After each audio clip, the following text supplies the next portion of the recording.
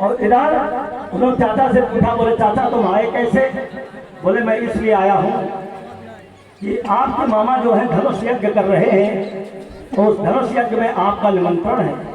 बहुत खुश हो गए, तो मौका देख रहे थे चौका लगाने को कि कभी मौका मिले तो चौका मारे हम। उन्होंने कहा बहुत बढ़िया, भेरी गोसेन सर्वसा, चारों तरफ भेरी बजवा दी जाए, सारे ब्रजवासियों को सावधान कर दिया जाए, सभी ब्रजवासी तैयार हो करके मथुरा चलने की तैयारी करें।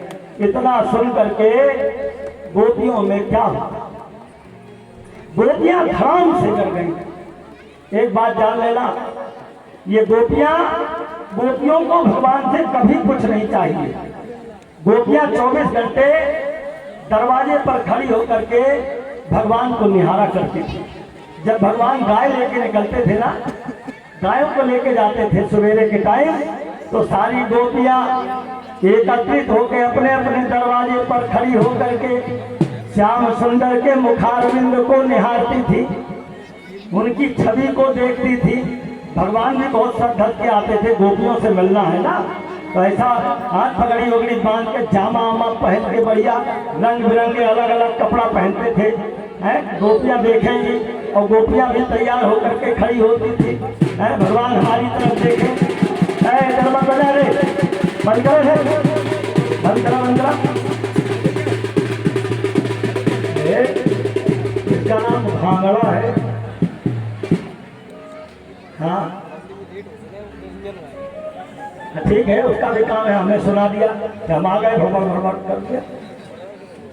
तो आप देखिए गोपियों का, देखिए सुंदर गोपियां कैसे भगवान को प्राप्त हो गई। तुम लोग भी सुनो, भगवान को प्राप्त कैसे हुई गोपियां? न पढ़ी थी, न लिखी थी, न कहीं किसी स्कूल में गई, न कहीं शिक्षा प्राप्त किया, तो गोपियां दर्शन करती थी केवल मात्र। अच्छा, सवेरे जब दर्शन करके जब भगवान निकल जाते थे तो उस दर्शन का, उसकी चर्चा करती थी गोपियां आपस में। क्या कन्हैया की आंख देखा तुमने कैसी थी? आज वो बंसी देखो कहाँ लगा के रखा था, आज जामा की पगड़ी कहाँ बांधा था, आज उसने जो है पहनाव कैसा पहना था। वो सारी गोपियां दिन भर चर्चा करती थी और शाम को इस आस में रहती थी कि भगवान फिर गाय लेकर के आएंगे। तो शाम के टाइम खड़ी होकर के दरवाजे पर फिर उनकी आस करती थी। ये गोपियां भगवान की चर्चा करते, रोटी बनाओ तो कथा में गुरु जी ये कह रहे थे, भोजन बनाओ तो स्मरण करो भगवान का। तुम्हारे पास समय नहीं है कि तुम ऋषि मुनि जैसे बैठ के माला जपोगे, तुम्हारे पास तो यही इतना समय है कि तुम अपने घर गृहस्थी का कार्य अच्छे ढंग से निपटाओ। न कला हो, न कलेश हो, न पति में, न घर में, न परिवार में, वही तुम्हारी सबसे बड़ी पूजा है। और भगवान के गुणानुवाद को गाती रहो, उन्हीं का स्मरण करती रहो, गोपियों के समान तुमको फल मिल जाएगा, मिल जाएगा। कहते हैं भगवान चले गए। भगवान जब चलने के लिए तैयार हुए तो सारी गोपियां वही जो अखियां हरि दर्शन को प्यासी, निस दिन राहत उदासी, अखियां हरि दर्शन को। कहते हैं आज गोपियों के आंखों से 24 घंटे नीर बहती। निस दिन सरसता नैन तिहारे, बरसते नहीं है, जो बरसता है वो बरस के निकल जाता है, लेकिन जो सरसता है ना वो रात दिन सरसता ही रहता है।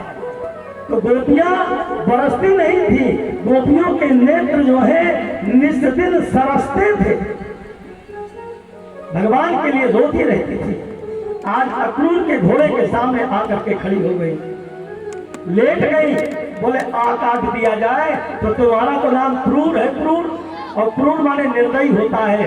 अब तुम मेरी छाती पर से चढ़ा करके रथ को ले जाओ, कन्हैया की चिंता में कल चलो जाएगो।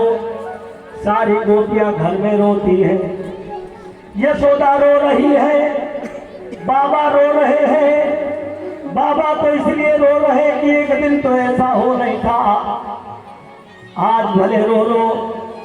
बाबा बैठ के पौर में रो रहे हैं। यशोदा बिना कन्हैया के कभी सोती नहीं थी, साथ में लेकर के लेटाती थी, और जब लेकर के लेटी रात में कन्हैया को, तो कन्हैया तो सो गए, लेकिन मैया उठ करके एक खंभा पकड़ के रो रही है।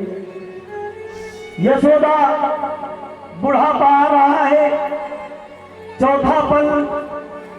बाल बच्चे किस लिए पैदा किए जाते हैं कि बुढ़ापे में सेवा करेंगे। अब आंखों से भी नहीं दिखता और कन्हैया साथ छोड़ के जा रहा है। यशोदा खड़ी हो गई दरवाजे पर। रात में रोते हुए जब यशोदा को देखा, भगवान ने झट उठ बैठे। कभी भगवान बेटियों को मनाने जाते हैं, कभी बाबा को मनाते हैं और कभी यशोदा मैया को मनाते हैं और कभी अकेले पड़ते हैं तो अपने आप रोते हैं और अपने आप को भी मनाते हैं। निकल रहे हैं भगवान। कान्हा ले गए हैं ब्रज से विदाई।